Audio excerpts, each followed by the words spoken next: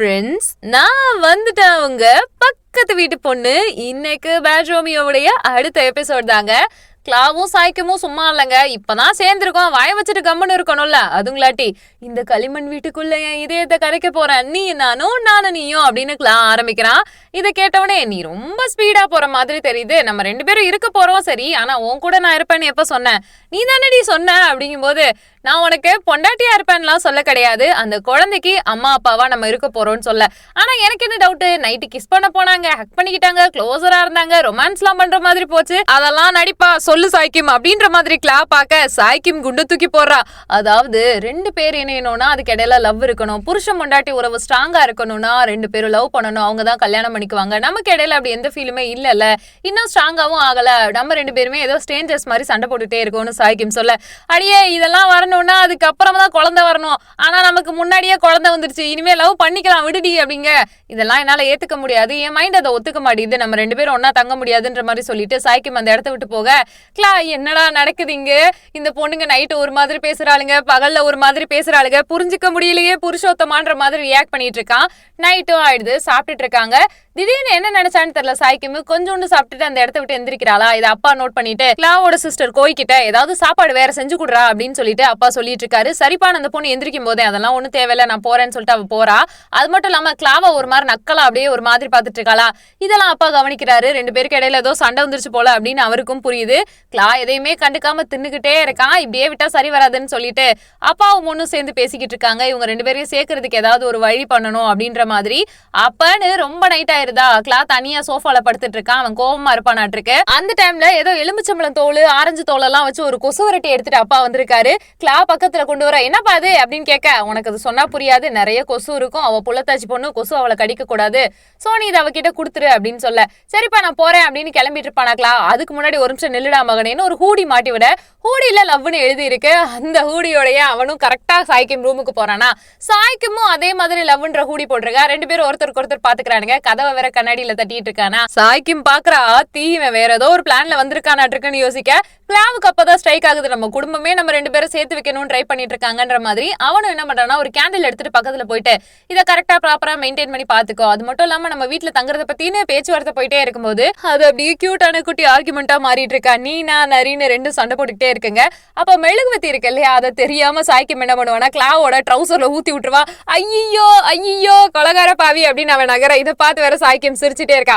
அடியே சிரிக்கிறியா, ஓவரா பண்ணாத அப்படின்ட்டு அந்த மெழுகுபத்தி வச்சுட்டு அவன் அப்படியே முன்னாடியே வர, வேகமா சாய்க்கிம் அதை ஊதி விட்டுறா. அப்பதான் அவன் சொல்லுவான், நீ வரதும் வராததும் ஒவ்வொரு போவும், மறுபடியும் முதல்ல இருந்து சொல்றான், இனிமே அவனை யாரும் கட்டாயப்படுத்த இந்த இடத்துல இல்ல அப்படின்ட்டு கோச்சிட்டு அவன் போறான். இவளும் கவனிச்சிட்டு இருக்கா. எனக்கு ஒண்ணு தாங்க புரியல, நேத்து நல்லா தானடா இருந்தீங்க, அதுங்களாட்டி உங்களுக்கு என்ன பைத்தியமா பிடிச்சிருச்சுன்னு கேட்கணும்னு தான் தோணுது, ஒருவேளை தாய் டிராமால இப்படித்தான் பண்ணுவாங்களோன்ற மாதிரி தான் இருக்கு. நெக்ஸ்ட் டேவும் ஆயிடுதுங்க. சொல்ல போனா சாய்க்கிம் எதையுமே நினைச்சு வருத்தப்படவே இல்லை. அந்த ஹோம் ஸ்டேக்கு இவதான் ஓனர்ன்ற மாதிரி வந்திருக்கக்கூடிய ஃபாரினர்ஸ் எல்லாத்துக்குமே அந்த பிளேஸ் எல்லாத்தையுமே சுத்தி காட்டிட்டு இருக்கா. அது மட்டும் இல்லாம அங்க இருக்கக்கூடிய களிமண் வீடை காட்ட, அதுக்கப்புறமா அங்க இருக்கக்கூடிய கூரையை இதை பத்தி எல்லாம் எக்ஸ்பிளைன் பண்ணிட்டு இருக்கா. ரொம்பவுமே சூப்பரான ஒரு குவாலிட்டியான இலையை வச்சுதான் அதை பண்றாங்க. களிமண்ணை நாங்க ப்ராப்பரா ஒவ்வொரு வாட்டியும் மேக் பண்ணுவோம், இது ரொம்பவுமே ஆர்கானிக்கானதுலாம் அழகா அவ எக்ஸ்பிளைன் பண்ணிட்டு இருக்கா. அப்ப கிளாவுக்கு தோணும், எல்லார்கிட்டையும் நல்லா பேச வேண்டியது, நம்ம கிட்ட மட்டும் மூஞ்சியை காட்ட வேண்டியதுன்ற மாதிரி ஒரு ரியாக்ஷன் கொடுத்துட்டு இருப்பா. அப்புறம் தனியா போய் உட்காந்துருப்பாளா. அப்ப க்ளோய் வரது மட்டும் இல்லாம, இங்க பாரு இன்னைக்கான அந்த ஹோம் ஸ்டே ஃபுல்லா ஆயிடுச்சு, அது மட்டும் இல்லாம நம்ம இனிமே ஏதாவது யோசிக்கணும் அப்படின்ட்டுன்னு, எப்ப நீ அண்ணாவோட ரூமுக்கு போக போற, அந்த வீடு தான் உங்களுக்கு ரெடி ஆயிடுச்சுன்னு கேட்க, நான் போறதை பத்தி யோசிக்கிறேன், வெள்ளிக்கிழமைக்கு அப்புறமா நானும் பாக்குறேன், இப்போதைக்கு எனக்கு மைண்ட்ல இல்ல அப்படின்னு இருக்காங்க. சொல்ல போனா இது எல்லாமே எதுக்காகனா, அப்பாவும் பொண்ணும் போட்ட பிளான் தான். க்ளோயும் அப்பாவும் சேர்ந்து இவங்க 2 பேரையும் சேர்த்து வைக்கிறதுக்காக தான் இதெல்லாம் பண்ணிட்டு இருக்காங்க. பட் கிளா தயாரா இருந்தாலும் சாய்க்கிமுக்கு படிக்கணும், லைஃப்ல ஏதாவது பண்ணணும், அப்பாவை வேற விட்டுட்டு வந்திருக்கோம், இத்தனை விஷயங்கள் மைண்ட்குள்ள ஓடுது, இன்னும் லவ் வேற கிடைக்கவே இல்லை, இது திடீர்னு ஏதோ ஃபோர்ஸ்ஃபுல்லா நடந்துச்சு, பட் இதுல லவ்னு ஒரு விஷயம் இல்லவே இல்லையன்ற மாதிரி அந்த குழந்தை விஷயத்துலயுமே அவளுக்கு ஒரு தாட் இருக்கு. இன்னொன்னு கிளாவை நம்புறதா இல்லையா, அவன் ரொம்ப கோவப்படுறான், அவனை பத்தி ஃபுல்லா தெரிஞ்சுக்கணும், இந்த மாதிரி தாட்லாம் அவன் மைண்ட்குள்ள ஓடிக்கிட்டே இருக்குங்க. குடும்பமே இதை எக்ஸ்பெக்ட் பண்றாங்க, கிளாவும் அந்த பொண்ணு ஒன்னா தங்கணும் அப்படின்ட்டுன்னு. ஆனா சாய்க்கிம்க்கு அது விருப்பம் இல்ல, ஒரு கன்ஃபியூஷனா இருக்கு. ஆனா முன்னாடி நாள் சந்தோஷமா இருந்தா திடீர்னு மாறினானா, ரீசன் அப்பாவை விட்டுட்டு வந்தாச்சு, அப்பா வந்து சபிச்சு விட்டுட்டாரு, இன்னும் போயிட்டு நம்ம என்ன லவ் பண்றது அப்படின்ற மாதிரி அவளுக்குள்ள ஒரு தாட் வருது.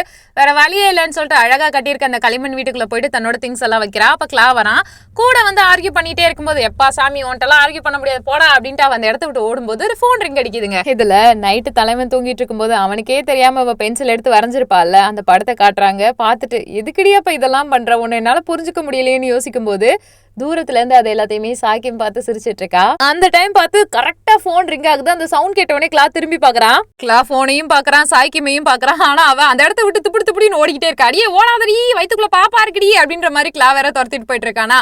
அப்புறம் தான் தெரிய வருது நானிமா இருக்காங்களா, அவங்க தான் கால் பண்ணிருப்பாங்க. அதாவது சின்ன வயசுல இருந்து சாய்க்கியமா பாத்துட்டு இருந்த கேர்டேக்கர். அவங்கள வேலையை விட்டு அப்பா தூக்கிடுவாருங்க. எதுக்காக இதெல்லாம் பண்றாருன்னா சாய்க்கியம் மேல இருக்க கோவத்துல என்ன பண்றதுனே தெரியாம பண்ணிருப்பாரு. கிளாவும் சாய்க்கியமும் சேர்ந்து நானிமாவை பார்க்க போறாங்க. அவங்கள பார்த்த உடனே லக்கேஜ் பேக்கேஜ் எல்லாம் எடுத்துட்டு வந்திருப்பாங்களாட்டிருக்கு. எப்படி இருக்கீங்கம்மா, நல்லா இருக்கீங்களா அப்படின்னு சாய்க்கியம் பேச, முதல்ல நீ எப்படி இருக்க, வாயு வயிறுமா இருக்க, உடம்பு பரவாயில்லையாலான்னு கேட்கும்போது என்னமா ஆச்சு, அப்பா உங்களை ஃபயர் பண்ணிட்டாரா அப்படின்னு கேட்பாளா திருப்பி சாய்க்கியம். ஆமா அப்படின்னு சொல்லுவாங்க. அம்மா என்னால உங்களுக்கு 10 வருஷம் நம்ம வீட்டுல இருந்த ரிலேஷன்ஷிப்பே போயிடுச்சுன்னு நினைக்கும் போது வருத்தமா இருக்குன்னு சாய்க்கியம் ரொம்ப ஏக்கமா பேசும்போது, இந்த மாதிரி நேரத்துல நீ இப்பெல்லாம் பேசக்கூடாது, மைண்ட ரிலாக்ஸா வைப்பாப்பா, ஒண்ணுமே இல்ல அப்படின்னு ரொம்ப பிரியமா பேசுவாங்க. அப்ப கிளாவும் வரானா, கிளா பாத்துக்கிட்டே இருப்பா, இன்ட்ரோ கொடுப்பாளான்ட்டுன்னு. ஒரு வழியா இவன் தான் கிளா, வாங்க எங்களோட வீட்டை நான் உங்களுக்கு சுத்தி காட்டுறேன், உங்களுக்கு ஒரு ஹோம் டூர் காத்திருக்கலாம் சொல்லிட்டு நானிமாட்ட சொல்லிட்டு இருப்பாளா சாய்க்கியம். இதை கிளா கவனிச்சுட்டே இருக்கான். என்னன்னு இன்ட்ரடியூஸ் பண்ணிருப்பானா, கிளான்னு மட்டும் தான் சொல்லியிருப்பா, பாய் ஃப்ரெண்டு இல்லைன்னா ஹஸ்பண்டுன்னு எதுவுமே சொல்லியிருக்க மாட்டாளா. அதை கவனிச்சுட்டே இருப்பான். சரி ஓகே, காரங்க இருக்கு, நம்ம அந்த இடத்துக்கு போலாம் அப்படின்ற மாதிரி கிளாஸ் சொல்லுவான். இது பாக்குறதுக்கு எப்படி இருக்கும்னா, நம்ம ஒரு டிபிக்கலா ஒரு புருஷன் பொண்டாட்டி ஒரு 2-3 வருஷம் ஆனதுக்கு அப்புறம் குழந்தைலாம் பிறந்ததுக்கு அப்புறமா ஒரு மாதிரி டெரராவே பேசிக்குவாங்கல்ல, அதிகமா வந்து ரொம்ப கியூட்டா ரொமான்டிக்காலாம் பேசிக்க மாட்டாங்கல்ல, அது மாதிரியே இருக்கு. இதை நானிமா வாட்ச் பண்ணிட்டே தான் இருக்காங்க. சரி வா ரோடு கிராஸ் பண்ணணும் போது ஜென்ரலா அந்த படத்துல இருக்க ஹீரோ மாதிரி வேகமா முன்னாடி நின்னுக்கலாம். என்ன பண்ணுவானா, ரோடு கிராஸ் பண்றதுக்கு 2 பொண்ணுங்களுக்கு ஹெல்ப் பண்ண பாத்துட்டு இருக்கான். அப்புறம் என்ன பண்றது, ரோடு கிராஸ் பண்ண பாத்துட்டே இருக்கும்போது திடீர்னு ஒருத்தருக்கு ஒருத்தர் கையை பிடிச்சிக்கிறாங்க. இதை நானிமா நோட் பண்ணிட்டே இருக்காங்க. சொல்லப்போனா வயசானம்மா அவங்கள தாண்டா கையை பிடிச்சி கூட்டிட்டு வரணும். இவங்க 2 பேரும் ரொமான்ஸ் பண்ணிட்டு கண்ணு பார்த்து சிரிச்ச மாதிரி பத்திரமா போயிட்டு இருக்காங்க. அதை அந்த அம்மா நோட் பண்ணிட்டு பின்னாடியே வந்துட்டு இருக்காங்க. பார்க்கவே எனக்கு கியூட்டா தாங்க இருக்கு.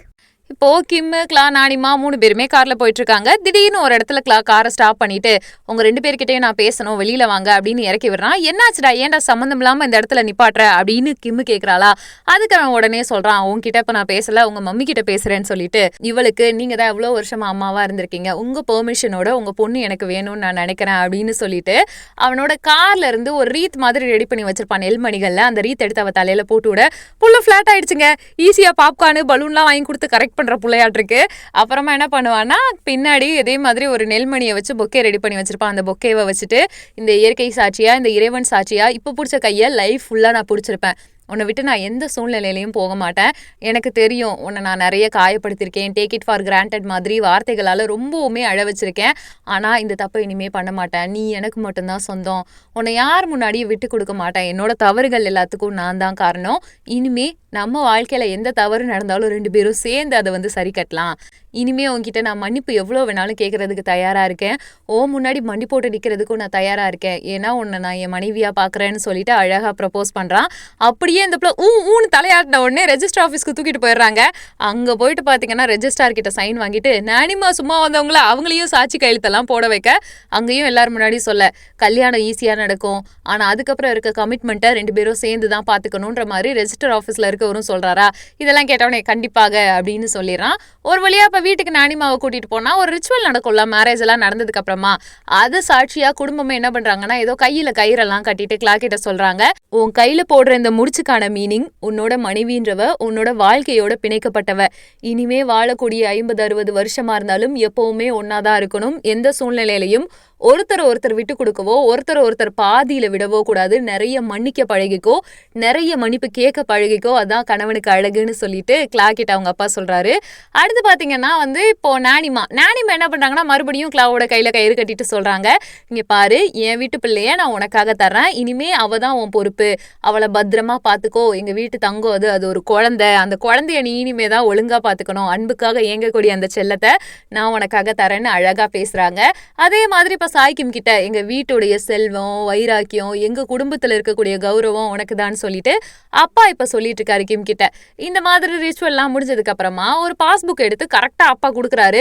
என்னப்பா இது அப்படின்ற மாதிரி கிளா கேட்டா, ஒன்னும் இல்லடா மகனே, உங்க அப்பாவுக்கு போதுமான அளவு வருமானம் இருக்கு, நீ வெளியூர்ல வேலை பார்த்துட்டு இருக்கும் போது கொடுத்த காசு எல்லாத்தையுமே இந்த அக்கௌண்ட்ல போட்டு வச்சிருக்கேன், பத்திரமா வச்சுக்கோ, ஒன்னு புரிஞ்சுக்கோடா, இனிமே நீங்க ஒரு குடும்பமா மாற போறீங்க, நீயும் அவளும் முழுமையா ஒரு குடும்பமா ஆக போறீங்கன்ற மாதிரி எல்லாம் சொல்ல, இது கேட்ட உடனே இல்லப்பா எனக்கு காசு வேணாம் அப்படின்னு ரிட்டர்ன் பண்றானா. அப்பா சொல்றாரு, இது உனக்கும் அவளுக்கும் இல்லைனா கண்டிப்பா என் பேரப்பிள்ளைக்கோ பேத்திக்கோ கொடுத்துரு அப்படின்னு சொல்லிட்டு கரெக்டா மருமக பொண்ணு கிட்ட கிம் கிட்ட கொடுக்கவும் அவ வாங்கி வச்சுட்டு நன்றி அப்படின்னு சொல்றா.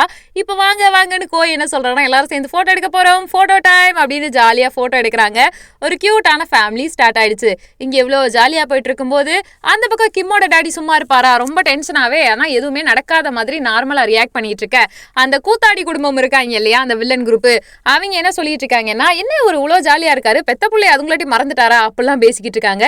மறக்கல, அவளை இவர் இக்னோர் பண்ணிட்டாராமா, இனிமே அவளை நினைச்சுக்க மாட்டாராமா, அவ சம்பந்தமான எந்த விஷயமும் இவர் அஃபெக்ட் பண்ணாத மாதிரி சீன் போட்டுட்டு இருக்காராமான்னு பயங்கரமா கலாச்சிட்டு இருக்காங்க.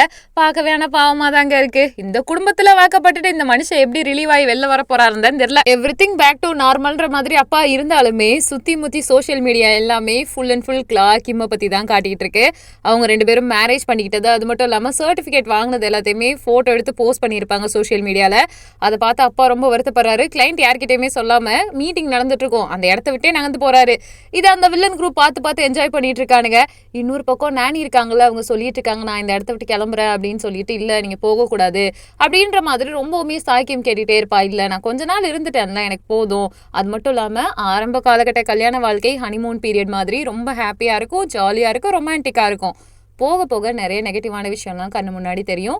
ஸோ சேஃப்டியாரு, பார்த்து பத்திரமாரு, அந்த பையனும் நீயும் பேசுங்க, நிறைய புரிஞ்சுக்கோங்க, அதுக்கப்புறம் லைஃப் நல்லா இருக்கும்ல அட்வைஸ் பண்ணிட்டு இருக்க. அந்த இடத்துக்கு கரெக்டாக கிளா வருவானா, வரது மட்டும் இல்லாமல் அம்மாவை பிரைடல் ஹவுஸில் தங்க வைக்கலாம் அப்படின்னு ஆத்தி போதும் தம்பி நான் இருந்தது அப்படின்ட்டே இருக்காங்க. ஐயோ இல்லைம்மா, எந்த செரமனியும் உங்களை வச்சு பண்ண போறது இல்லை, பிரைடல் ஹவுஸ்ன்றது நானும் அவனும் தங்குற வீடு தான், இன்னைக்கு நம்ம 2 பேரும் இருப்போம், நிறைய கதை பேசிக்கலாம், சந்தோஷமா தூங்கலானோடனே அதெல்லாம் ஒன்றும் வேணான்னு சொல்லிடுறாங்க.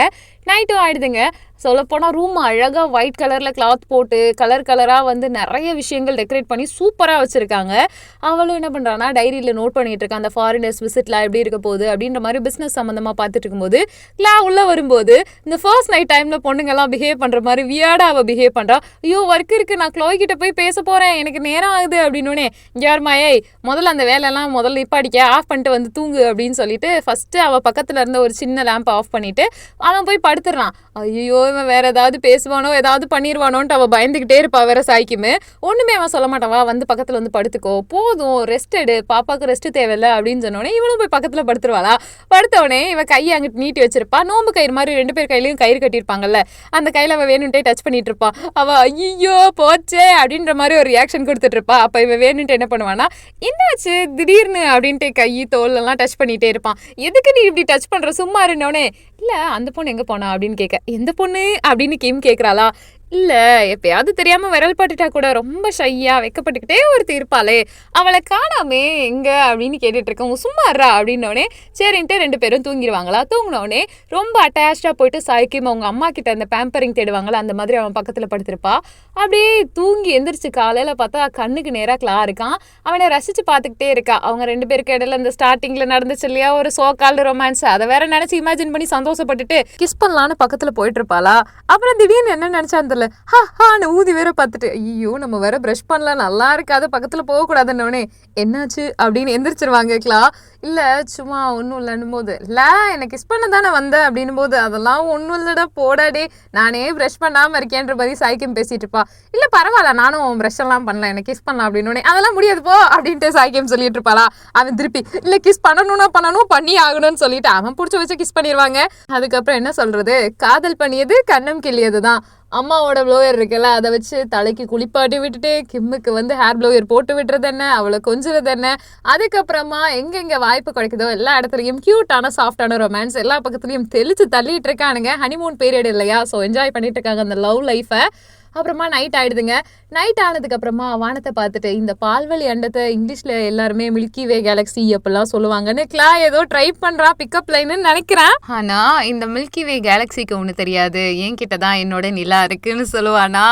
உடனே 2 பேரும் ரொமான்டிக்காக பார்த்துட்டு இருப்பாங்க. அதுக்கப்புறம் என்ன சைக்கிளில் சுற்றுனது, ஜாலியாக ஃபன் பண்ணுது அப்படின்னு அவங்க பொழுதுகள் அழகாக போயிட்டே இருக்குங்க. இதில் நானிமா இருக்காங்கல்ல, அவங்களுமே இப்போ வீட்டுக்கு போக வேண்டிய டைம் வந்துருச்சு. ஸோ அவங்கள பஸ் ஸ்டாப்பில் விட்டுட்டு, இனிமே என்ன நீங்கள் பார்த்துக்கணும்னு அவசியம் இல்லை, என்ன பார்த்துக்க ஒருத்தன் வந்துட்டான்ற மாதிரி சாய்க்கும் பேச அவங்களுக்கு ரொம்ப சந்தோஷமா இருக்கு. ஆனால் முகத்தில் ஒரு பெரிய பதட்டம், எதுக்கு அப்படி இருக்காங்கன்னு தெரியல. அந்த டைமில் கிளாஸ் சொல்லுவான், இங்கே பாருங்க ஒன்று புரிஞ்சுக்கோங்க, உங்கள் பொண்ணை நான் பார்த்துக்கிறேன், நீங்கள் உங்கள் உடம்ப பார்த்துக்கோங்க, பேர புள்ளையோ பேத்தியோ பிறந்ததுக்கு அப்புறமா சொல்லி அனுப்புகிறோம், கண்டிப்பாக கண்டிப்பாக நீங்கள் வாங்க, அதே மாதிரி உங்களை பார்க்க நாங்கள் வருவோம்லாம் சொல்ல இவங்களும் வெயிட் பண்ணிகிட்டே இருக்கோம். சரி நான் போய்க்கிறேன், நீங்கள் பாருங்க அப்படின்ற மாதிரி அந்த அம்மா சொல்லிட்டு நகர்ந்து வந்துடுறாங்க. இவங்களும் கிளம்பி போயிடுவாங்க கிளாவும் கிம்மும். அப்போ தான் தெரிய வருது மறுபடியும் ஒரு ஏசி பணக்கார காரில் போகும்போது தான் புரிய வருது கரெக்டாக இது வந்து கிம்மோட கார் மாதிரி தான் இருக்குது. அம்மா எதையோ மறைச்சிட்டு வேவு பார்க்க வந்திருக்காங்க போல. அந்த டைம் பார்த்துட்டு கெம்மோட என்ட்ரி. கெம்னா வேற யாரும் கிடையாது, கிளாவோட கராஜ்ல ஒர்க் பண்ண பையன். அண்ணா நான் வந்துட்டேன் அப்படின்ற மாதிரி ரியாக்ஷன் கொடுத்துட்டு இருக்கான். அப்புறம் அண்ணனும் தம்பியும் ஜாலியாக பேசிக்கிட்டே இருக்கானுங்க.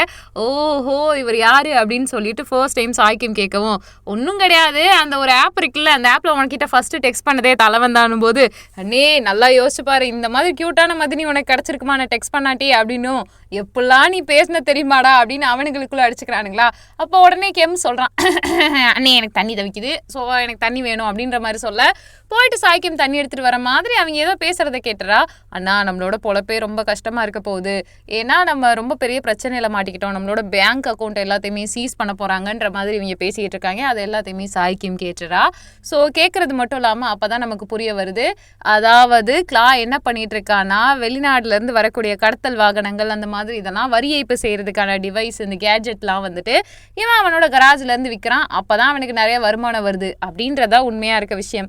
இது எல்லாத்தையுமே லைட்டா சாய்க்கும் கேட்டுறா. சரி வேற வழியே இல்லைன்ட்டுன்னு இப்ப கெம்மை வெளியில அனுப்பி விடுறாங்க. நீ பார்த்து பத்திரமா போடா, பாத்துக்கலாம், நம்ம என்னன்னு யோசிச்சுக்கலாம் அப்படின்ற மாதிரி சொல்ல சரி நான் என்னமோ நடக்குதுன்னு கெம் கிளம்பி போயிடுவான். என்ன வந்தான் போயிட்டான் அப்படின்ற மாதிரி சாய்க்கும் கேட்பா. இல்லம்மா அவன் வந்தான் திடீர்னு பர்சனல் ஒர்க் இருக்குன்னு கிளம்பிட்டான், சும்மாதான் இங்க எட்டி பார்க்க வந்திருக்கான், ரொம்ப நாள் ஆச்சு இல்லையா நம்மளை பார்க்காம, அதனாலதாங்கும் போது உண்மையே சொல்லு என்கிட்ட ஏதோ மறைக்கிற மாதிரி தோணுதுக்கலாம் அப்படின்னு சொல்லிட்டு சாய்க்கும் கேட்குறாளா.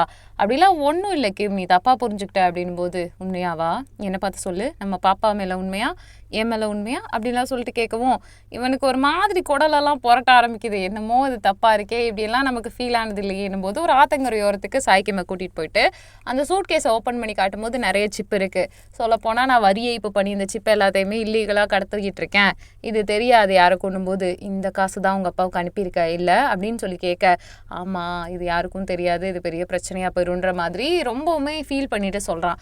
ஏன்டா இப்படி பண்ண, தப்பு பண்ணிட்டியே அப்படின்னும் போது நீ ஒரு வேலை என் கூட இருக்கிறதுனா இரு, என்னை விட்டுட்டு போகிறதுனா போயிரு அப்படின்ற மாதிரி கிளா பேசிக்கிட்டு இருக்கான். இதுக்கெல்லாம் உன்னை விட்டுட்டு போகணும்னு அவசியம் இல்லை, நீ முன்னாடியே சொல்லியிருக்கணும், இனிமே ஏதாவது மறைக்கிறதா இருந்தாலும் சரி, ஏதாவது ஒரு விஷயம் சொல்கிறதா இருந்தாலும் கண்டிப்பாக என்கிட்ட சொல்லிட்டு எதுனாலும் பண்ணு அப்படின்ற மாதிரி பேசிக்கிட்டு இருக்காங்க. ஃபைனலாக அந்த சிப் எல்லாத்தையுமே ஆற்றுல தூக்கி எரிஞ்சிடுறாங்க. அடுத்து என்ன நடக்க போகுதுன்னு பார்த்தோம்னா கெம் இருக்கான்ல அவனை சென்ட் ஆஃப் பண்ண போகிறேன்னு சொல்லிட்டு சாய்க்கிம் கிட்ட பெர்மிஷன் கேட்டுட்டு கிளம்பி போகிறாங்க. இவன் எப்பயும் போல் டூரிஸ்ட் இருக்காங்கல்ல அவங்களுக்கு ஃபோன் கால் எல்லாத்தையுமே அட்டன் பண்ணிட்டு இருக்க. அப்பா பார்த்துட்டே இருக்காரு. எங்கே போனா அந்த கிளா, காணவே காணாம பாப்பா அப்படின்னு சொல்லிட்டு அப்பா கேட்க கிளா வந்து அவன் ஃப்ரெண்டை சென்ட் ஆஃப் பண்ண போயிருக்கான் அப்படின்னு சொல்ல அப்போ திடீர்னுட்டு சரி காசு எதுவும் கையில் வச்சிருக்கானான் போது அவனோட அக்கௌண்ட் தான் க்ளோஸாக இருக்கு அப்படின்னு சொல்லிட்டு சாய்க்கிம் சொல்கிறான். அவளுக்கு விவரமே தெரியல. ஸோ இந்த வார்த்தைகள் எல்லாத்தையுமே கேட்ட உடனே ஒரு மாதிரி அப்பாவுக்கு ஆகுது. சரி பாப்பா நான் உனக்குன்னு ஒரு பேங்க் அக்கௌண்ட் கொடுத்தேன்ல அந்த பாஸ்புக் இருக்கான்னு போய் பார்த்துருவான்னு சொல்லும்போது ஒரு பாக்ஸ்குள்ளே அவள் வச்சிருப்பா. போயிட்டு பார்த்தா அந்த பாஸ்புக் இல்லவே இல்லை. இப்போ புரியும் அவன் எங்கே போயிருப்பான் அப்படின்னு சொல்லிட்டுன்னு இப்போ அப்பா என்ன பண்ணுறாரு, ரொம்ப கோவப்பட்டுட்டு இருக்காரு. ஏன்னா கூட இருக்க அந்த அசிஸ்டன்ட் சரியில்லாத மாதிரி இருக்கான். அவங்க பணத்தை வச்சு என்ன பண்ணுறானுங்கன்னு தெரியல, அம்புட்டு காசையும் கொண்டு போய் அழிக்க போறாங்க, உன் குழந்தைக்கு என்ன பண்ண போறதுன்னு தெரியலன்னு பதட்டமா வண்டியில இப்ப என்ன பண்றாருன்னா அப்பா அப்படியே சாய்க்கிமை கூட்டிட்டு வர கரெக்டா ஏடிஎம் வாசல்ல இருந்து கிளா வெளியில வரான். அப்பா அப்படியே கத்துறாரு, டே கிளா இங்க வரியா இல்லையா அப்படின்ற மாதிரி கத்தி அவன் பக்கத்துல இவரே போறாரு. போறது மட்டும் இல்லாம இங்கடா அந்த பாஸ்புக் என்னடா பண்ணிருக்கேன்னு அக்கௌண்ட் புக்கை வாங்கி பார்த்தா அக்கௌண்ட் க்ளோஸ்டுன்னு வந்திருக்கு. அக்கௌண்ட் க்ளோஸ்ன்னு சொல்ற, வெறும் கையா இருக்க, காசு எங்கடான்னு கேட்கும்போது கெம் கிட்ட கொடுத்துட்டேப்பான்னு சொன்னோடனே போட்டு அடி அடின்னு அடிச்சுட்டு ஏண்டா உன்னை நம்பி ஒரு பொண்ணு இருக்கா, அவளுக்குன்னு குழந்தை பிறக்க போது எவ்வளவு திமிர் இருந்தா அப்படி பண்ணுவ அப்படின்னு பயங்கரமா கத்திக்கிட்டு இருக்காரு அப்பா. அவன் சொல்றான் இல்ல அவனுக்கு ஒரு பிரச்சனைப்பா அதான் கொடுத்துட்டேன் அப்படிங்க, இனிமே நீ திருந்தவே மாட்டேன், உன்னை வச்சு ஒன்றும் பண்ண முடியாது, போய் தொலை அப்படின்னு பாஸ்புக்கை மூஞ்சில விசிறி எரிஞ்சிட்டு அவர் கிளம்பி போயிடுறாரு. இதை பார்த்துட்டு ரொம்பவுமே கோவம் வருது கிம்முக்கு. என்னடா அவன் எப்படி பண்ணி வச்சிருக்கானேன்னு போது கிளாஸ் சமாதானப்படுத்த ட்ரை பண்றான். இங்க பாரு கெம் பாவம் அவங்க அம்மாவுக்கு முடியல, அதனாலதான் அந்த காசு எடுத்து கொடுத்தேன், உன்கிட்ட கேட்கணும், ஆனா தப்பு பண்ணிட்டேன் மன்னிச்சிருங்கும் போது நம்ம 2 பேரும் என்னடா பண்ண போறோம், அப்ப நம்மளை நம்பி ஒரு குழந்தை வரப்போகுது, அது என்னடா பண்ணும் அப்படின்னும் போது நான் ஒரு கெட்ட அப்பாவா இருக்க மாட்டேன், கண்டிப்பா சொல்றேன், என் குழந்தை என்ன நினைச்சு ப்ரௌட் பண்ணணும், அதுக்காகவே நான் உழைக்கிறதுக்கு தயாரா இருக்கேன், கண்டிப்பா ஒரு 2 வருஷமோ 3 வருஷமோ எங்கேயாவது வேலைக்கு போய் ஏதாவது பண்ணி நான் நிறைய பணம் கொடுக்கலான்னு தான் யோசிச்சுட்டு இருக்கேன்னு சொல்ல இதை கேட்ட உடனே அப்போ நம்ம ஒன்னா இருக்க போறது இல்லையா அப்படின்ற மாதிரி சாய்க்கியம் கேட்பா. ஆமா கொஞ்சம் நாளைக்கு மட்டும்தான் அப்படின்னும் போது சரி எப்போ கிளம்புறேன்னு போது ஒரு வாரத்தில் நான் கிளம்பி போகிறேன் அப்படின்ற மாதிரி கிளாஸ் சொல்கிறான்.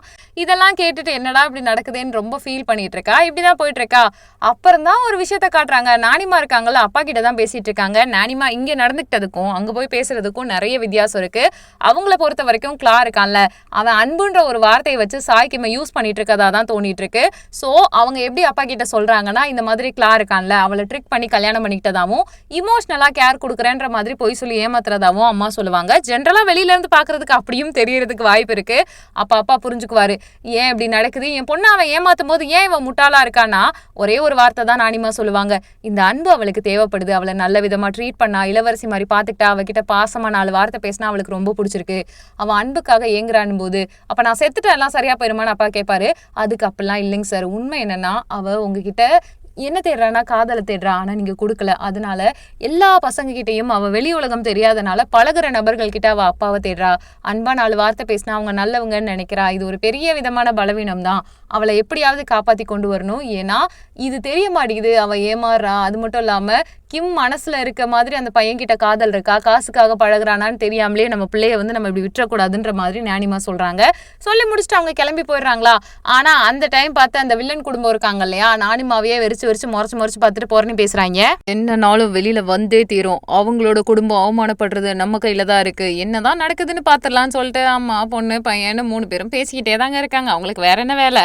சரி, ஒரு பக்கம் இப்படி இவங்க பேசிக்கிட்டே இருக்காங்களா. இன்னொரு சைட் பாத்தீங்கன்னா கிம்மோட ஃப்ரெண்ட் லீட் அவ யாரோ ஃபாலோ பண்ணிட்டு இருக்காங்க. எதுக்கு ஏன்னு தெரியாம அவளை என்ன பண்றான்னா காலேஜுக்குள்ள போயிடுறா. ஆத்தி அப்படின்னு பாத்தீங்கன்னா கிளாஸ் முடிச்சுட்டு யாரும் இருக்க மாட்டாங்கன்னு வெளில வந்து பார்த்தா மேனேஜரு, கிம்மோட அப்பாவோட மேனேஜர் தாங்க. அவர் இருக்கதை பார்த்தோன்னே ஐயோ இவங்க சங்காசமே வேணான்ட்டு வேற வழியா அவ தப்பிச்சு போலான்னு பார்த்தா உன்னோட ஸ்காலர்ஷிப்பை மறுபடியுமே புதுசா புதுப்பிச்சிருக்காங்க. அதுக்கான பேப்பர்ஸ்லாம் சைன் பண்ணணும்னு இருக்காங்க. ஏதோ பஞ்சாயத்து வரதுக்கு காத்திருக்கும் போல. இன்னொரு பக்கம் கிம்மும் கிளாவும் வெளியில ஹாஸ்பிட்டல் வந்திருக்காங்க. ஹாஸ்பிட்டல்ல பாத்தீங்கன்னா ஒரு மேகசின் இருக்கு. அந்த மேகசின்ல கிம்மோட அப்பாவோட போட்டோ தான் இருக்கு. அதை பார்த்து அவ ஏக்கமா பார்த்துட்டு இருக்காளா. கிளா வந்ததும் அதை மறைச்சு வைக்க அவனும் புரிஞ்சுக்கிறான். அப்படியே வெளியில சுத்தி காட்டிட்டு எப்படியாவது அவ மனசை மாத்தலான்னு சொல்லிட்டு ட்ரெஸ் வாங்க கூட்டிட்டு போறான், எங்கெங்கயோ கூட்டு போறான். திடீர்னு கிளா மார்க் போட்டு விட்டான்ல அந்த அரசியல்வாதி பையன், அவன் வேற இவங்கள துரத்திட்டு வந்துட்டு இருக்கான். என்னடா நடக்குதுங்கன்னு பார்த்துட்டு அவங்க 2 பேருமே ஒரு ஹோம் தியேட்டருக்குள்ள போயிடுறானுங்க.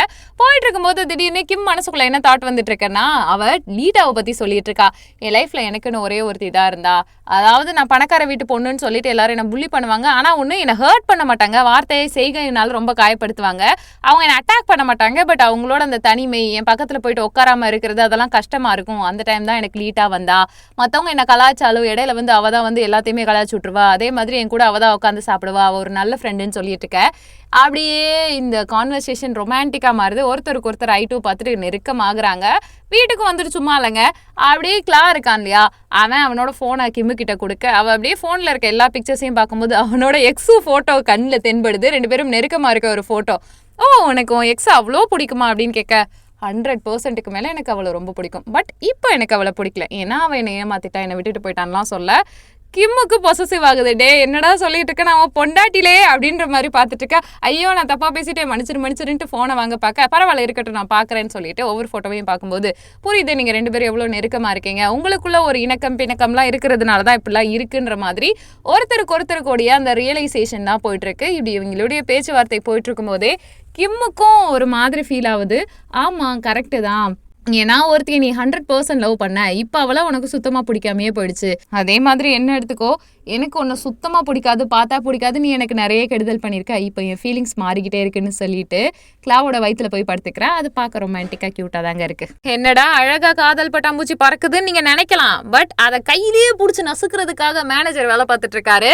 சாய்க்கிமோட ஃபோனை ஹேக் பண்ணி அவங்க வீடியோவில் என்ன பண்ணிட்டு இருக்காங்க, வீட்டில் என்ன பண்ணிட்டு இருக்காங்கன்னு அப்படியே ஆக்சஸ் அப்பா கிட்ட கொடுக்க அப்பா கடுப்பாகிறாரு. அவங்க 2 பேருடைய நெருக்கத்தை பார்த்து காண்டாயிட்டு இவங்க ஏதாவது பண்ணணுமேன்னு இருக்கும் போதே கரெக்டா அந்த இடத்துக்கு கசின்காரன் வரான். வந்துட்டு ஒரே ஒரு விஷயம் சொல்றான், இங்க பாருங்க, இங்க உங்க புள்ள இருக்குல்ல, அந்த புள்ளியோட அந்த லவ்வர் புருஷன் அவன் என்ன பண்ணிட்டு இருக்கான்னா இல்லீகலா ஒரு வேலை பார்த்துட்டு இருக்கான். இதுக்காக பேங்க் சீஸ் பண்ண போறாங்க, அவனை போலீஸ் தேட போகுது அப்படின்ற மாதிரி சொல்ல, அதுல நம்ம செக் வைக்கிறோம்டா அப்படின்ட்டு பிளான் பேசி முடிச்சிடுறாங்க. அப்படியே அடுத்த நாள் விடியுதா, சாய்க்கிமும் கிளாவும் நின்றுட்டு இருக்காங்க பார்டர்ல. அதாவது இப்ப கிளா வேலைக்கு போக போறான், பார்டர் தாண்டி ஒர்க் பண்ண போறான். இனிமே போன் சரியா சிக்னல் எடுக்காதுன்னு சொல்லிட்டு இருக்க. அப்பா பாத்துட்டு இருக்காரு, 2 பிள்ளைகளும் சின்ன பிள்ளைல இப்படி பிரிஞ்சு போறாங்களே நினைச்சு வருத்தமா இருக்கேன்ட்டுன்னு ஒருத்தருக்கு ஒருத்தர் முகத்தை அப்படியே பாத்துக்கிட்டே இருக்காங்க ஏக்கமா. அது மட்டும் இல்லாம கிளாவால இருக்கவே முடியல. சில சமயம் போன் எடுக்க முடியாது, தப்பா எடுத்துக்காத, அதே மாதிரி எதுக்கும் பயப்படாத, நான் இருக்கேன் அப்படின்னு சொல்லிட்டு அவ கொடுத்த திங்ஸ் எல்லாம் எடுத்து பார்த்துட்டு டாட்டா சொல்லிட்டே கார் வழியா அவன் போயிட்டு இருக்கான். சரின்ட்டு சாய்க்கிம் தனியாவே இருந்துட்டு இருக்காளா. அப்போ அவங்க வீட்டுல ஒரு என்ட்ரி, அதாவது அவங்க ஹோம் ஸ்டே தானே வச்சிருக்காங்க. ஒரு ஃபாரின் லேடி வராங்க. அவங்க எனக்கு தெரிஞ்சு கிளாவோட அம்மா மாதிரி இருப்பாங்களாட்டிருக்கு.